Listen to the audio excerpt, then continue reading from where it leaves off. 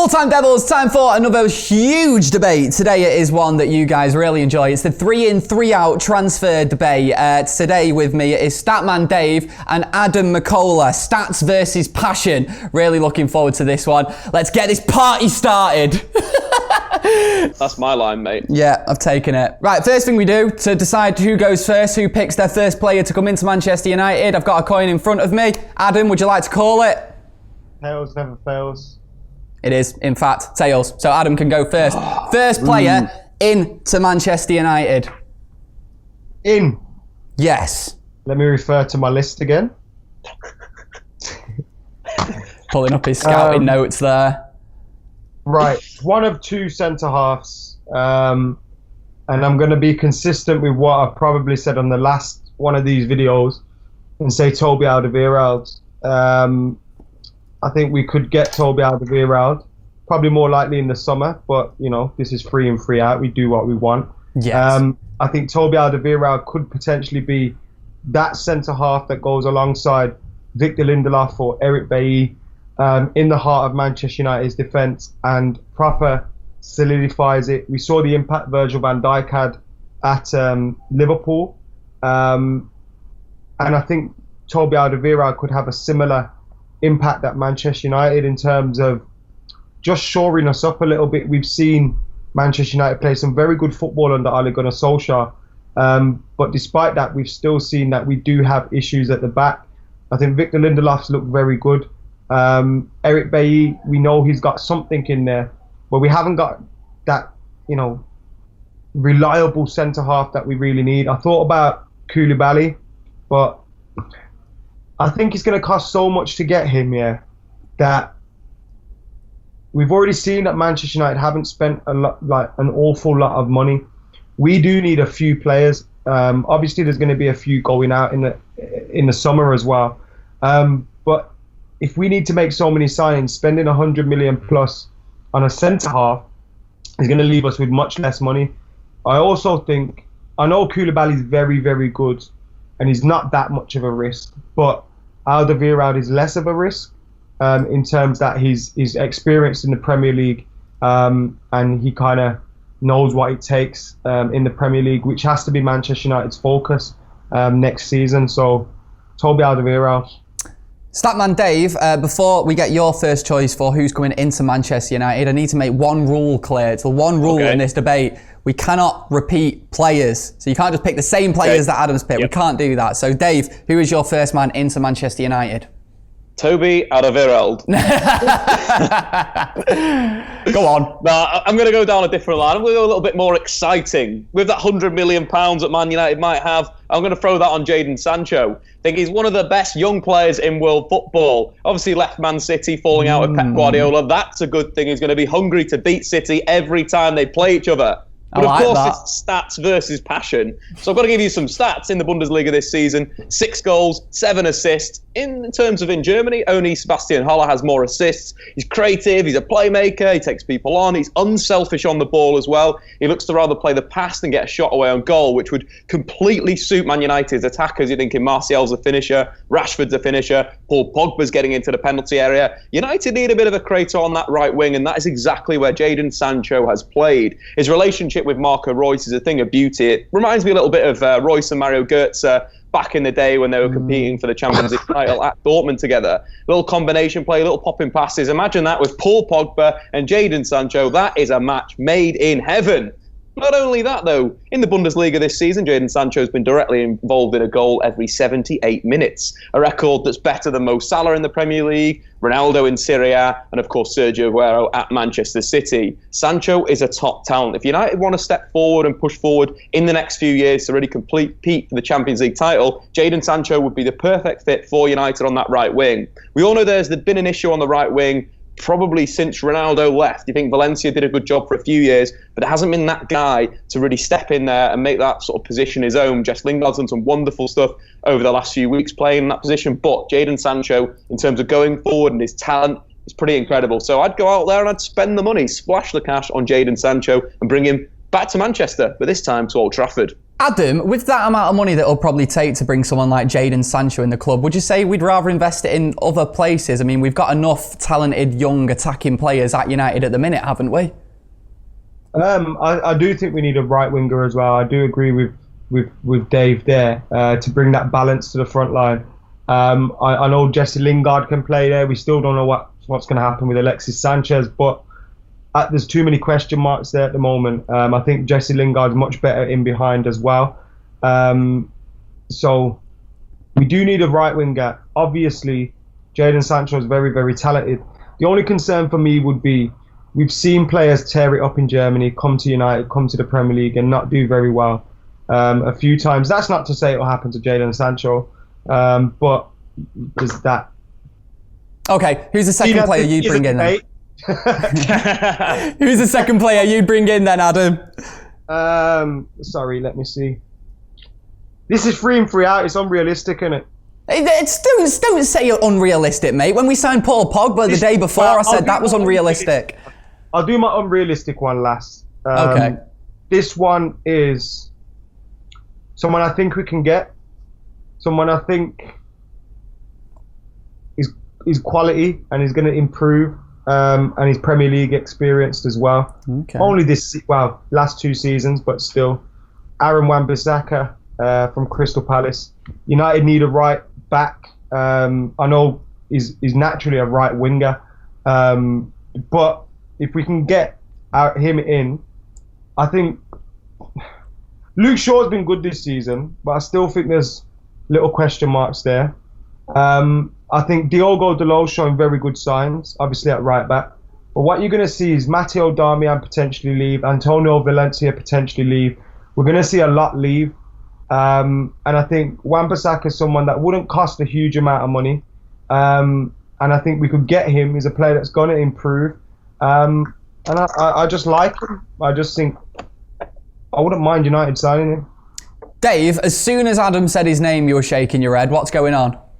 I just think Diogo Dalot's United's fullback, man. He's so much more talented than Wan-Bissaka going forward.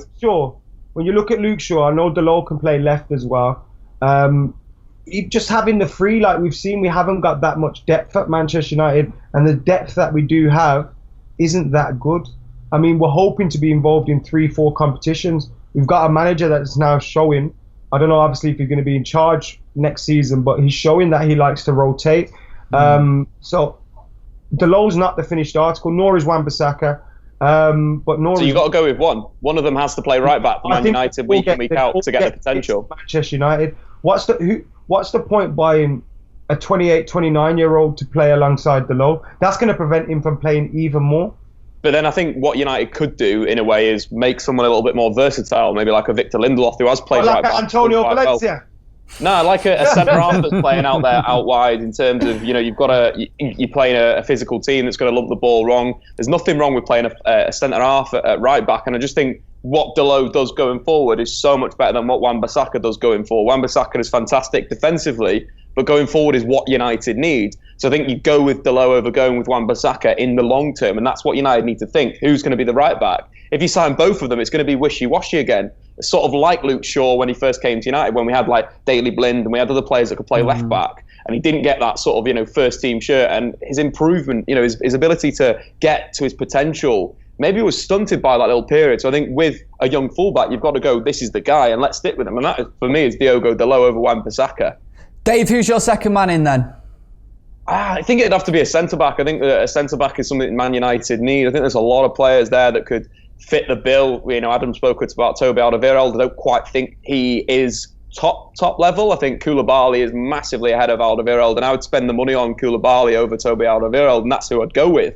Coulibaly, what he's done at Napoli over the last few seasons is he's just dominated on and off the ball. And I think that's something that's so impressive this season, coming up against some of the world's best players and coming out on top in a way.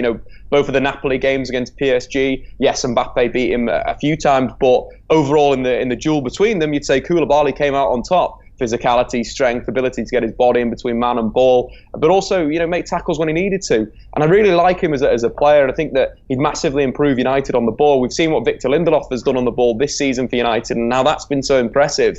What Victor Lindelof lacks is that physical ability in the air, and that's what Coulibaly's got. I think Coulibaly, if United want an instant solution, like a Virgil van Dijk type signing, where you've got to spend that money, you've got to pay 100 million, it would massively improve United, and that should be one of United's biggest things. Either go down the line of signing young players in defence, which is a little bit risky because they don't have the experience, or going for a Coulibaly that's dominated Serie A, that's dominated the Champions League in recent years. It just seems perfect, and I think it'd be a waste to go after someone like Toby Alderweireld when you could bring in someone that really has the quality. I think Toby Alderweireld is going to be on expensive wages. He's going to cost us a fair bit of cash. Yeah, but so Dave, he's got Premier League experience. Do you not think that's valuable? Available for 25 million in the summer, so if we were to get him now, it'd be a lot cheaper than the 100 million we'd have to spend plus on Coulibaly. But that 100 million is because you're getting a player that is better. You're getting a player that's got a higher ceiling. It's down to contract, isn't it? Yeah, again, but I think Toby Alderweireld against United has shown that he's also a little bit weak in the air. You take the Tottenham game last season, Lukaku flick on to Martial. I think again in the season before there was a similar issue where you can target him. And you don't want that at Man United. I don't think Coulibaly is someone you can go out and go, we're going to target Coulibaly. Similar with Virgil van Dijk at Liverpool. You don't go, we're going to go and target Virgil van Dijk, because he's going to deal with absolutely everything. And I think that's the ultimate problem with Toby Alderweireld. He has a ceiling, and his ceiling is at Tottenham, not getting through to the semi-final of the Champions League, not winning the Premier League. And that's a big thing. Obviously, he fell out with Pochettino as well, threw his toys out the pram. I don't want another player in the dressing room that's like that. I want someone that wants to play for United, and Coulibaly looks like he wants to play for Man United and would suit the club. Have you spoke to him, have you? I was about to say. Hello? Maybe he's liked a couple of tweets or something like that. Adam, who is your third and final player in the 3-in, 3-out debate today? By the way, Coulibaly's won one Super Coppa in Italy and one Belgian Cup. So we're comparing what his won to what Alderweireld's won. I think Alderweireld won a few leagues at Ajax. So. Yeah, but that's at Ajax. If Coulibaly was at Ajax, you said that as if Coulibaly's been mopping up trophies and stuff. He has been mopping up his last trophies. How many Super Cups has he won, Adam? 5 years ago. Exactly. 5 years? No, that was not 5 Super Cups. 5 years. 5 Super Cups ago. You can tell Statman Dave's not had time to prep. Adam McKola, who's your third and final player in? I'm only joking. I'm joking. Hold on. Go on, Dave. This is where we do what we want. If I was Dave right now, I'd say Mourinho in. Adam, didn't you just throw Mourinho? You just stopped supporting United for a few months. Is that right? Backed it off, yeah. Mourinho in. Can we just ban the word Mourinho, please, from Full-Time Devils now? We just stop it. Stop it. Adam, third player in. The streets never forget, guys. We know this. Right, it's a choice of two. Wow, this season he seems to have fallen out of favour with his manager, and I can't explain why. Probably because he's brought in his own boy, and he sees him as more instrumental to the way he wants to play. But regardless, I think that could give us a sniff in this Full-Time Devils 3-in, 3-out world that we live in at the moment. N'Golo Kante. That is a brilliant shout. And mate, I actually asked this question recently. I said, it's not too unrealistic, is it, for United to go for N'Golo Kante? Maybe, obviously not in January, maybe in the summer. Why not? This cigarette-eating geezer over here, yeah, is playing him as some sort of forward-thinking midfielder, trying to link up play and all sorts. N'Golo Kante is out of his depth at Chelsea at the moment in the position that he's playing in. Manchester United, we've seen Nemanja Matic look a lot better under Ole Gunnar Solskjaer, but it's clear that Nemanja Matic isn't going to be, here for many more years. N'Golo Kante, he knows Paul Pogba. He's won the World Cup alongside Paul Pogba. He's won Premier Leagues, experience in the Premier League. He's a fantastic team player. And if we could chuck some big money at them, and he starts to be a bit unsettled and disillusioned with life, I could see them cashing in on him, because they're going to need money for Sarri. Sarri obviously doesn't fancy him. And when that happens, only really one thing that can happen unless the manager goes. So, N'Golo Kante. I honestly don't think that one's as unrealistic as you set that up to be. Then we can sing that French song. Yeah, the one that I don't know. Statman Dave, go on. Why is that totally never going to happen? You think Chelsea are going to sell their best player in recent years? I think if we threw enough money at them, yeah. He's just signed a brand new deal for 290 grand a week. Hazard's going. Hazard's going, is it? Yeah. So you'd sell Hazard and N'Golo Kante in the same window? Yeah. Yeah, you just do that. Yeah, cool. We'll just both our best players, lads. Hey. There's a door at the door. Go on, out you go. What is going? What are we doing right now? This is full-time Devils, 3 in 3 out. We do what we want. Just buy N'Golo Kante. N'Golo Kante for 10 million. How about Stranger that? things have happened. Oh, yeah, for 10 million, you're taking them there. That's probably too much, Adam. I'd say 9.5. You know what I mean?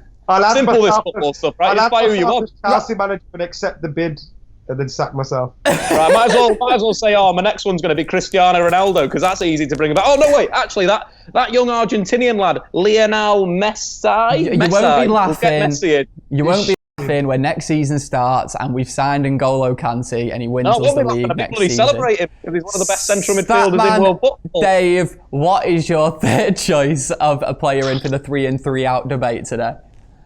You know, I like the N'Golo Kante shout. I think he'd suit United very well. We need the older midfielder.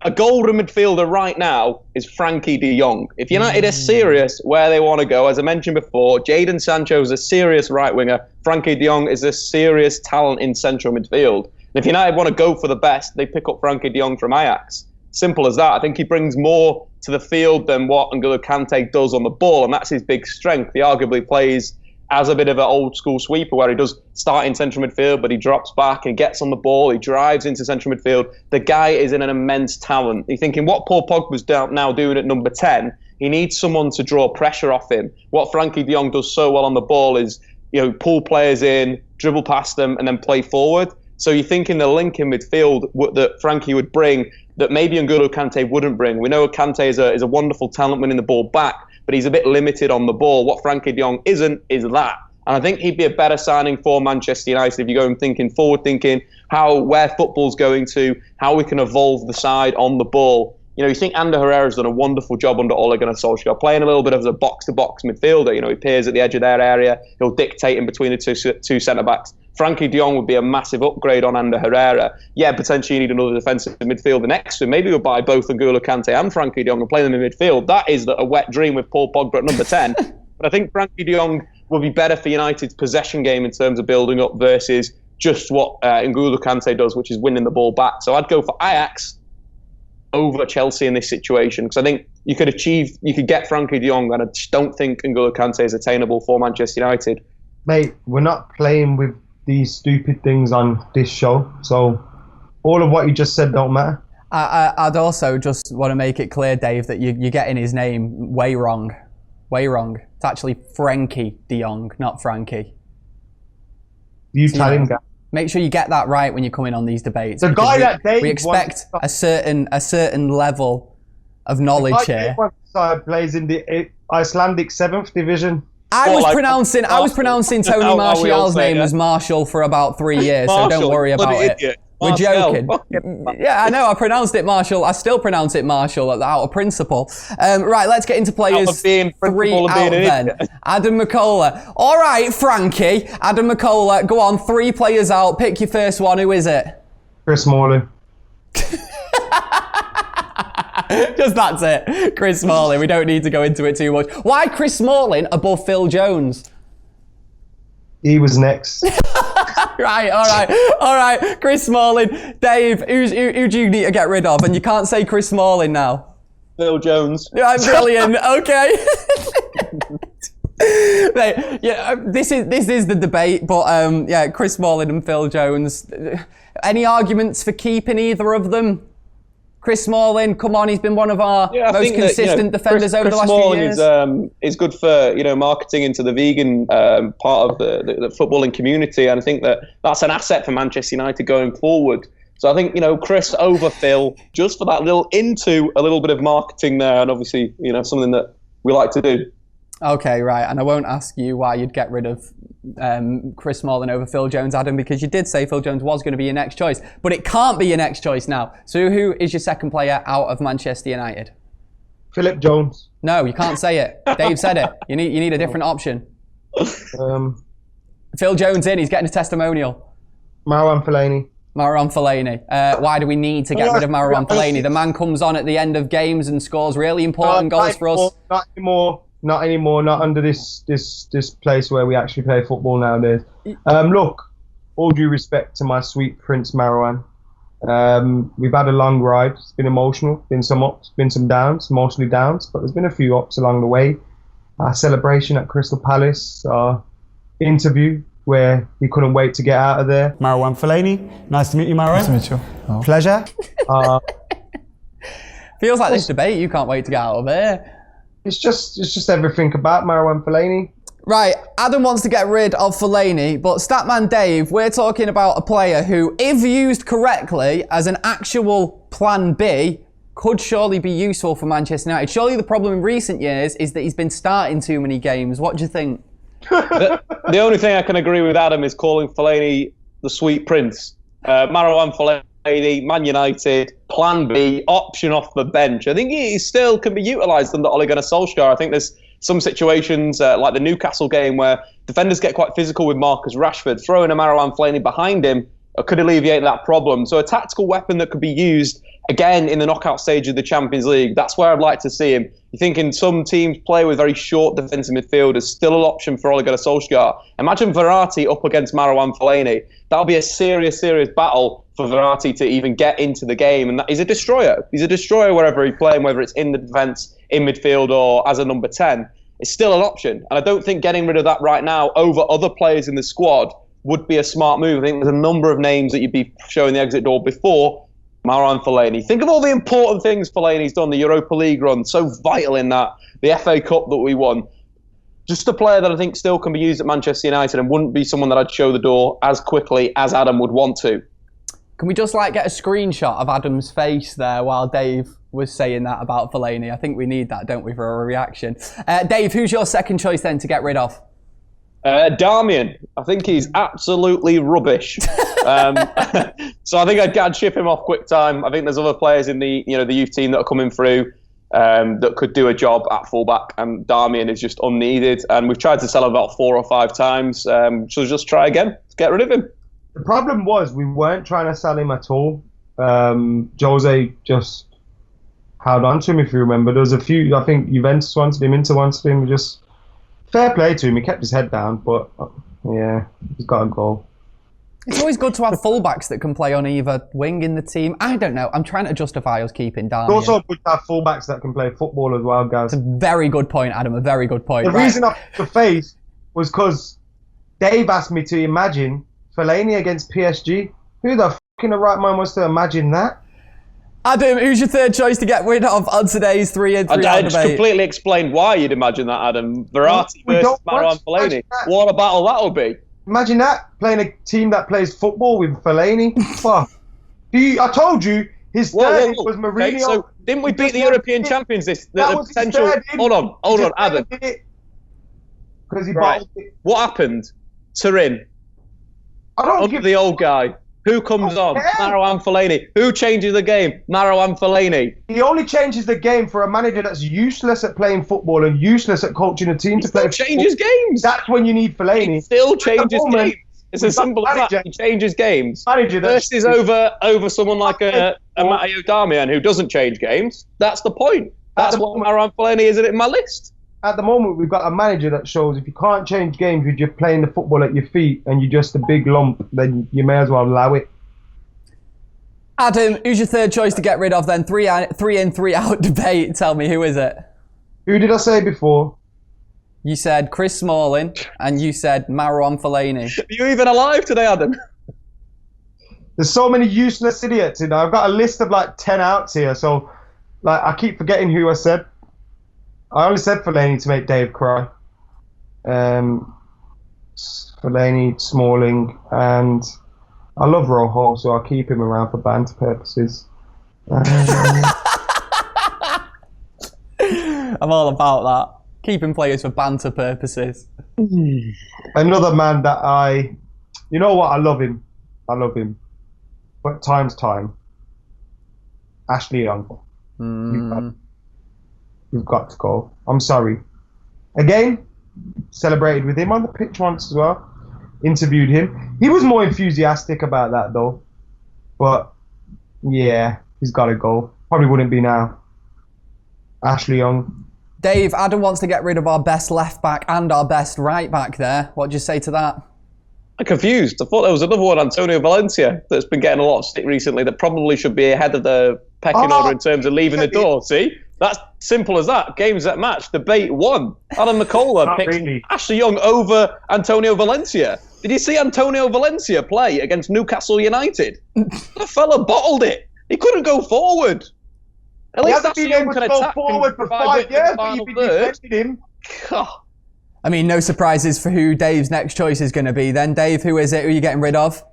Antonio Valencia. Great servant of the club. Great player in his prime, but I think it's probably time for him to move on to Inter Milan. Back to Wigan. We're giving him a testimonial, aren't we? Are we having a Tony V testimonial? They could do a joint testimonial for Ashley Young, Valencia, Smalling and Jones, and no f***er would turn up. I mean, it should be this year. But you don't really turn up to United much anymore, do you? It should be this summer. It should be this summer. Mourinho's enough. Okay, on the way, we are going to be getting everyone's views in sort of a concise fashion. We're doing a 30-second round. After that, I'll decide who has argued the best and who has won today's debate. It's all on the way.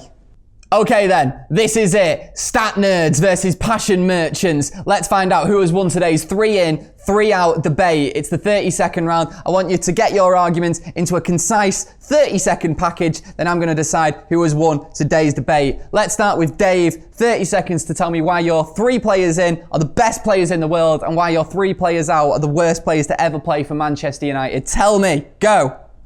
Well, you look at that, Gaz. You just said it there. Coulibaly, De Jong and Jadon Sancho are arguably 3 of the best talents in their positions. Much better than Adam's boring list of Premier League players that no one gives a shit about. Moving on to the players that I'd get rid of. You know, you're looking at Valencia, probably past it. Darmian a bit past it. And Phil Jones, unfortunately, injuries has stopped his career at Manchester United. You take the fact that Adam wants to keep Ashley Young, or wants to get rid of Ashley Young ahead of someone like Valencia. Crazy, crazy, crazy man. And that's why the debate is simple. It's a simple victory. Nerds, take it again. I mean, not necessarily points about why your debating was good, which it was very good today, Dave. It was more about why Adam's was poor. So, Adam, you've got 30 seconds to defend your choices. Go. United don't need more young players to come in and wait for their potential to develop. We need proven players to get added to this team of young talent to make us Premier League champions. Kante would do that. Alderweireld would do that. And Wan-Bissaka is a young player that you can just get in there anyway to replace the useless likes of Valencia, Young and all that, even though, yeah, whatever. Anyway, I'll argue about passion merchant. Not passion merchants over here. We just understand football without the need for numbers and shit. We'll understand football without numbers. Yeah, good one, bro. That was a brilliant ending to that. And Coulibaly's 27 as well. Just another stat for you, Adam. 27 years old. You know that experience you were talking about. Thanks for backing up my point. Yeah, but still won absolutely full. Your argument was... he won cool. That's not my argument. My argument that he'd instantly improved Manchester United to a point that what Virgil van Dijk has done at Liverpool. Simple as that. That's my argument. You didn't even touch that because it's such a valid point. You didn't know what to say. Yeah, but you wanted Mourinho to stay, so... Did I? You can't just keep bringing back Mourinho. No, that's not what we're doing. Stick to the current topic, Adam. At least I'd still short to Old Trafford when Mourinho was there. Shut it! Stop it! Below the belt. Right, I'm going to decide a winner. I honestly don't know because I'd rather us sign Coulibaly, but at the same time I'd also rather us get rid of Phil Jones than Chris Smalling. So I feel like the player's in, and I know it... I don't know, because I want Kante as well. And I don't think it's as unrealistic as some people are saying. Kante equals Premier League winners, Gaz.